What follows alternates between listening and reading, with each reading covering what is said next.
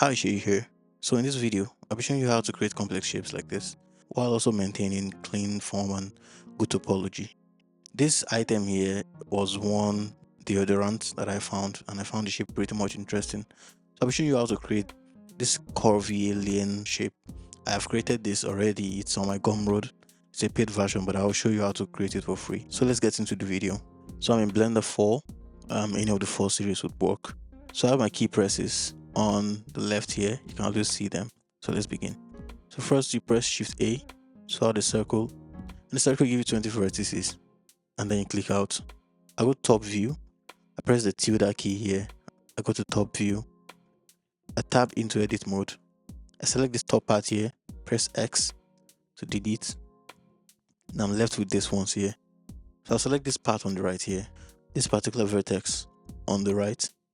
I'll press Shift S to bring up this pie menu, and I'll say cursor to selected. So it brings the cursor to this part here. So I'll press A to select everything. So I'll go to the top here. I'll change pivot point to 3D cursor. And that means that whatever we try to do in the transforms, it does it along that 3D cursor, as you can see it. So first I press Shift D and right click to set it in place. Press R, X, minus 90 and press enter, and you should have something like this. So you should have one, you should have another one at this top here. So I'll go to the top here. You can scroll if your screen is very tiny. Go to the top here and enable the X-ray mode. You can select these two vertices, press M at center. So you want to merge these vertices at center. And on the next one as well, select these two, M, merge at center. So by now you should have this shape, and it should be one at the top and one parallel at the bottom. So what I'll do next is select these two vertices, and I'll count the number of vertices I have here. 1, 2, 3, 4, 5, 6, 7. So I have 7. I have to create 7 cuts around. I press Ctrl R and I set to 7. So we have 7 here. And then what I'll do next is select these 3 vertices here, press F. I can select these 2 and keep pressing F. So it keeps filling them in until the very last one. And then the next one underneath, I select this 3, press F. I select this 2, press F, F, F, F, F, F, F. Then it fills up this part for us. So by now you should have this shape. Cross check your shape to ensure that this is what you have. Remember, we've set our pivot point to cursor, and we've also set our cursor to this part here. So what we'll do now is that we can rotate this on this pivot point and press R, Z, and press 15 to rotate it by 15 degrees. So you should have something like this. Now tab out of edit mode, go to add modifier and add a mirror modifier, and type in mirror, and you get a mirror modifier, and then you mirror on the x-axis only. So you should have something like this. Now, because we know we are creating a circle or something circular, we need the shapes to look almost like a circle. So I press G to move, Y to move it on this part while at the top view, and I can move it a little bit closer up to that point. That should be fine. And you should have something like this. You should have this shape. Now the next thing we'll do is go to edge, select this loop here, press Alt select or Option if you're on Mac, and go to the front view, and then we want to deselect this bottom part. Go to your front view, hold down Control or Command if you're on Mac, drag over this part here and deselect. So you have this up part here selected. So we go to top view, and what we want to do is drag out this part here. Press E to extrude, and press Y because we want to drag it on the Y axis. So as you can see, it seems to be joining with the other one. So you can press A and G to move them apart just a bit, only a bit. Then we can still select this same loop we created and scale it a bit. So we'll come to the top here and return this back to median point. As you start scaling, you see it starts growing. So just push only a bit, let it grow a bit. So by the time you're done, you should have something like this. So we can clean this up. By selecting this vertex, press Alt and Shift. So we select everything here, and also this one here, Alt and Shift. And then we press S, Z, and 0. Enter. So when we look from the front, nothing is, peering down. You can also go to the top view. All we're trying to do here is clean up this shape so it can be geometric enough for us to use. So you can select this vertex here and move a bit to the back. So you should have this shape. If you don't, just look through your mesh and try to do some cleaning up. So the next thing we'll do is go to the edge selection, select this bottom loop here and extrude down. So as you can see, I've extruded mine down.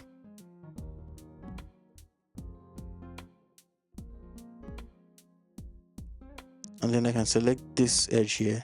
So I'll press E, Y to extrude. By this time, your mesh should be overlapping like this. And then I'll go here to clipping. I'll make them clip. So when it crosses onto the other side, it creates this cut out. Now the next thing you do also is enable this other two selections. You can see bisect and flip. So I select these two here to close that up. So you should have something like this. So let's look at it from the front view, from the back, from the left, from the right. We might still need to do some fixing on our mesh before we go ahead. If it's too rotated for you, you can always move this. I'm trying to make sure that my mesh is fine. One thing I would also tell you is that it gets to a certain point when you notice that your mesh is growing and you might make some mistakes. It's advisable for you to duplicate the mesh, keep it in a different collection, and we'll do that right now.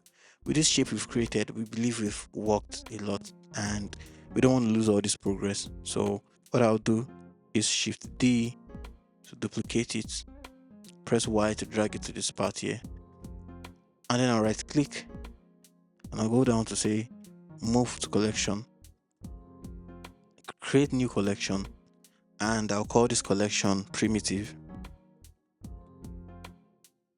because that's literally the origin point of our shape. And then I'll hide that collection. I'll need that collection just in case I make mistakes later and I want to come back to it. So that's something I would advise for you to do every time you're working on maybe a large project and you feel like changes might be lost. So what we can do to fill up this part here is extrude this out because it's still a mirrored mesh. So press E, Y. No, let's close it in that way.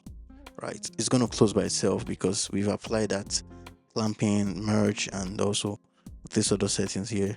So I can move this. I can press G and X to move it out. What we're trying to do here is create something as close to a circle as possible. It may not be perfect, but we'll get to the part where we'll fix that. So I create another loop, Control R, and I drag that part out. So you should have something like this now. Now having this already done, we'll do almost the same thing here by selecting this mesh, extruding it on the y-axis and closing it up, and come to the vertex selection mode. Select these two vertices and right click. I'll say center. So what we've done here is close up this mesh.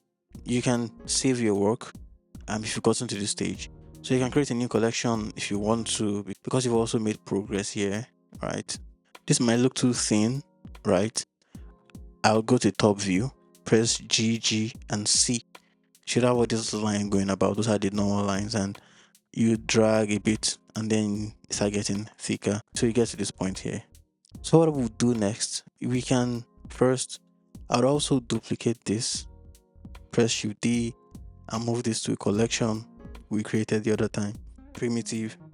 So I'll go to face selection mode and delete all of these faces. Yes, we'll delete them. Shouldn't get too surprised. That's why it's important to create those primitive collections so we can come back to them if we need something like that. So we'll press those faces around here and delete them. And then we have something like this. So back in edge selection, I'll select this edge here, press E and Y, and I drag it to ensure that it closes up that way. And you can also repeat the same process. Select these two vertices, press M and merge at the center. What we'll do next is to try shaping this up into something circular, because if you check the original, it's circular. So I'll go back to object mode, press Shift A. So I'll press Shift A and add a mesh, and my mesh will be the UV sphere. As you can see, it's very large for me. To scale mine down, I'll press S.2 first to get it to a sizable form, and then I would have to move it to this part here. So we want to move it to a part where it looks like it's being worn by this item here. So you think of this thing wearing a jacket, that's how you want to move it. So I'll scale my item to just make it a little bit, just right under it. So what I'll do next is add subdivision surface to each of them. So first the UV sphere, come here, subdivision surface modifier, increase the levels to about 2 or 3 or 4, whichever your machine can handle. And for this one as well, I'll do the same thing, 2, 3, 4, whichever one your machine can handle. What we're trying to do with this process is to smoothen it out. All those jagged edges we created by moving vertices all about might not be efficient in the long run, so that's why we're moving it. So I'll shift this out a bit so I can see what we have here. So while I select our main shape that looks like a jacket, what we'll do is add modifier, deform, and I'll select shrink wrap. And with the shrink wrap, I'll click on this eyedropper tool to pick an object. So what we're trying to do with shrink wrap is we are trying to wrap this object into the form which we're going to specify. We're trying to wrap it into this ball object. So as you can see here, it looks like it's been wrapped. If I go to X-ray mode, you will see it here. It seems to be wrapped very perfectly on this part here. That's what we want. So we want this shape, but we don't want this sphere. And you can see even when we try to move it around, it keeps wrapping over it. We can't do anything to the shape. What we'll do next is apply this modifier, the shrink wrap modifier. Get it applied and we can hide this UV sphere. Like I mentioned, anytime you get to a point where you see you've made progress, you can duplicate this and still send it to that primitive so that you don't lose your work. So now we have this shape that we've completely almost completely created properly. I can tap into edit mode and start making some changes to make my object look like the original. Now let's say you're having pinches around this part here. What you can do, decrease the sub D count to about 1, add a shrink wrap again, deform, shrink wrap modifier, and again we'll select that object. Although we've hidden it, we can unhide it. Select the eyedropper tool and select UV sphere. What we're trying to do here is to add more faces to the geometry, so we don't only work with what we have, we kind of work with extra geometry. That makes the process easier on the shrink wrap modifier. So what we have now, we can apply the shrink wrap modifier and also hide this, and you know what the next process will be. So we have added the shrink wrap modifier, but instead of applying this time around, before we continue here, you can duplicate all of this and keep them in a different collection if you want to, because we are going to be applying all of the modifiers to make our shapes clean. So you can maybe create a new collection. So I'll press Shift D, drag this over here, right click and move to collection, and I'll say create new collection. You might add it to the old one, but I like seeing some progress in my work. I call it primitive 2, and automatically it's added on the right hand side here to primitive 2. I'll click on that check mark to hide it also. It's important to always adopt these non-destructive workflows. It's going to save you a lot of time. So after creating your collection and hiding it, you want to do something destructive, which means you can't change after this part. First, we'll make sure that our levels here is set to 1. So the levels on the subdivision of our main object is going to be set to 1. Now we'll click on our main object. Instead of applying the shrink wrap modifiers, you can see we have a stack of modifiers here. What we'll do is right click and convert to mesh. What that does is to apply all of the modifiers in the way we want it. So after that's done, we can hide this UV sphere, and you can see it looks very much done. And now even while we've rendered our work into something we can go back, we can only still create non-destructive workflows. So what I'll do is go to X-ray mode, drag over this part here till I get to the center, to the center point. So I have this part selected, and press X to delete the faces, and come to modifiers and add mirror modifier. So I'll add the mirror modifier here and still mirror it on the y-axis. Also apply clipping and these other settings here. Whatever we do on this left hand side here, reflect on the right hand side here. And with that, we can create our cutout by selecting these four areas here. Delete the faces. So with this cutout we have, I can GG this in this manner, also GG in this manner, right? And I can select everything by holding down Option or Alt and clicking on this part. You select only this part and then right click. If you have loop tools enabled, if you don't have loop tools enabled, go to Edit Preferences and then enable loop tools. Under loop tools, you can do relax. You can have this shape here. I'll leave X-ray mode to enable you see this better. And I'll go to edit mode still. In edge selection mode, I'll select these edges here. You can see these edges here. I'll select them by holding down Alt and I'll extrude. I'll extrude them in this way. Then after that, I can also select this part here, E and X, to extrude it in. So we have this shape here. Also, we have this part. Select all of this loop. We also want to create that depth fill. So we press E and S to extrude in. So you can see what's happening here. Because we've enabled all our proper settings, you should get something like this. And for these parts, you can, go also non-destructively by using bevel, or select all of them, all these edges you want to sharpen. I want to sharpen these edges. So I want to sharpen these edges. What I'll do is select each and every one of them. So you can see, let me go to extreme mode so you can see the edges I want to sharpen. Also including this one here. And then I can press Ctrl B to bevel. And I can add a small bevel here with just 2 segments. So we have our shape here. It's pretty much done, but also want to fix this pinching here. What we can do is enable our UV sphere. Remember that UV sphere we used. What we want to do here is clean up this part here with this pinching. So we can select this part here and go to our modifiers.